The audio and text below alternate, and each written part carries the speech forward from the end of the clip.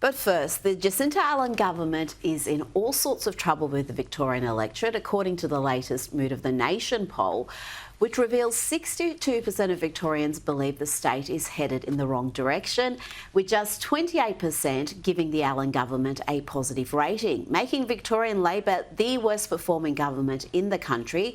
Queensland is sitting at 36% approval, while the highest approval rating is in WA for their state government with 53%.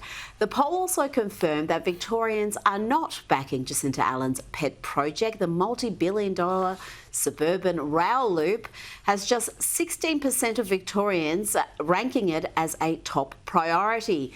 For more on this, let's bring in News Corp senior writer Patrick Carline. Patrick, what else do we learn from this survey? Interesting results.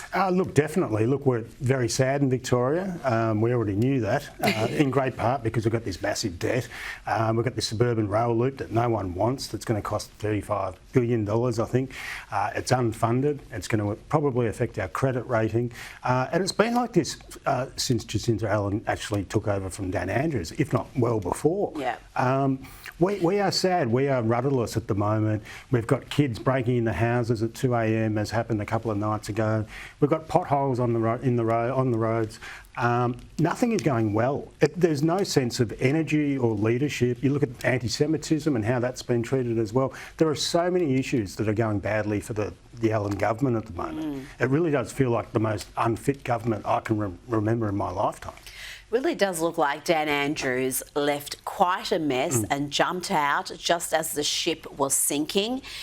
The debt in this state, the biggest in the nation by some distance compared to other states, and it's crippling. It's really biting anyone who is contributing in this state, whether you're paying payroll tax, land tax. You're hurting. Yeah, look, there's lots of tricksy taxes at the moment. You go back to 1992, Joan Kirner sort of inherited a similar mess, if you like, from her predecessor. And there was some sympathy for Joan Kirner. I think if you look at Jacinta Allen and her clutching of the suburban rail loop that no one wants, that sort of seems to meander through, marginal Labor seats. No one wants it, and it's going to cost a bomb. And there won't be that sympathy that Joan Kirner felt, certainly. No.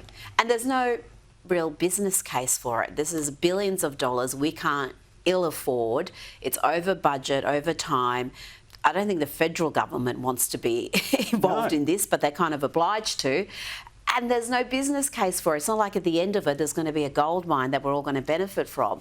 Now let's turn to the frankly terrifying prospect of a minority Labor government. The Tills and the Greens have already expressed their opposition to WA Labor's decision to approve a $30 billion extension to the North West Shelf gas project. It is understood that both parties are going to demand the project be axed in exchange for supporting a minority Labor government. Patrick, the country can ill afford more self-harming, green left economic vandalism. This is madness. We are a resource-rich nation, and yet we are paying exorbitant prices for just about every source of power.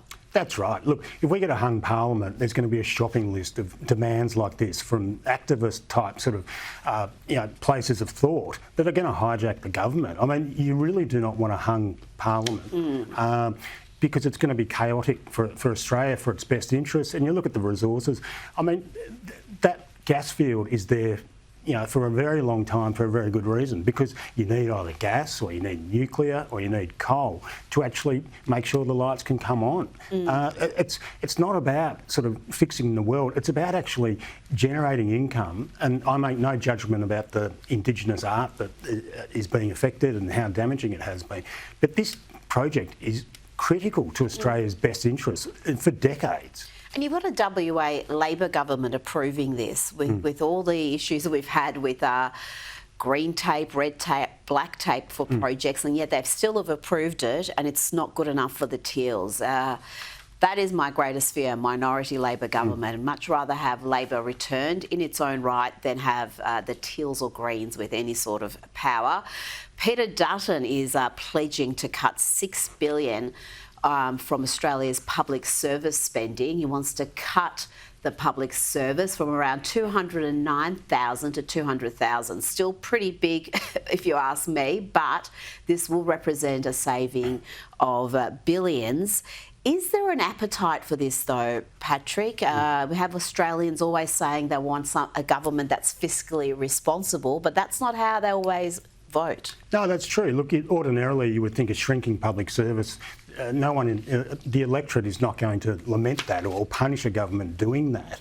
But we are in an economic crisis that's been going for years and years now. And the idea of job cuts that are savage will not appeal at all to a lot of people who will feel like they're under the microscope, but they're going to lose their jobs. It's a tricky time. And look, I think the bigger issue here is the fact that both Labor and the Coalition have said, well, we're going to put $9 billion towards Medicare. Labor hasn't even bothered yet to explain how they're going to pay for it. At least Peter Dutton has said, well, this is what I'm looking to do. But you would suspect that he's probably not going to go as savagely as he may have made out before now. You're right, but I've got to say I was disheartened by the Liberals just matching that Labor spending and in fact outdoing it, saying we're going to spend $9 billion, not $8.5 billion. Yes. When we've got this massive debt, if you're going to be saving from cutting a few thousand public servants and bureaucrats, then I don't know, maybe use that money to pay back down some debt. Let's check in now with Housing Minister Clare O'Neil. She's another one who just loves her social media output. This is her latest on Instagram. If only there was an example where super for housing had been tried somewhere overseas, and I wonder what would have happened to house prices and home ownership.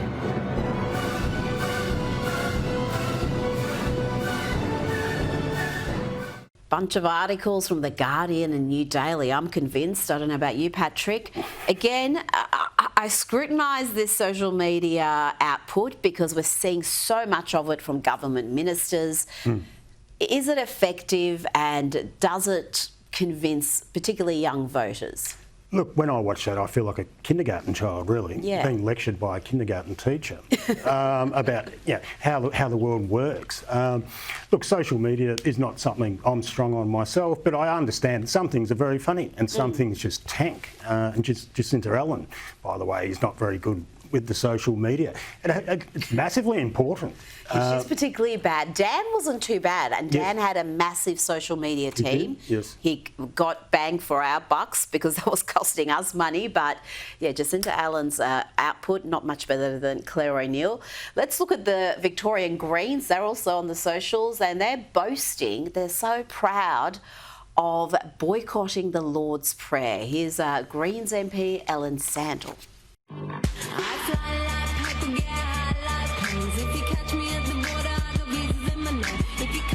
Yeah, I can't imagine why they lost the seat of Paran. I mean, really, that's like, if you don't want to be there, fine, but to post yourself looking smug and proud and then, like, why? How is that something to be celebrating? I think she's claiming to be offended for all the people who have not said that they're offended. Who has actually come out? Who are these people, as Maggie Thatcher once said? No one's talking about the Lord's Prayer being offensive. No. It's part of our cultural history. And look, sure, you can look at these things. It's not offending anyone. No. At all. And to take the high moral ground, the premise is just false. It absolutely is. And of all the things to be agitated about or highlighting in this state, that would be, I don't think, even in the top 1,000 things that's happening in Victoria right now. Patrick Carline, thank you so much for your time tonight. Thanks, Ray.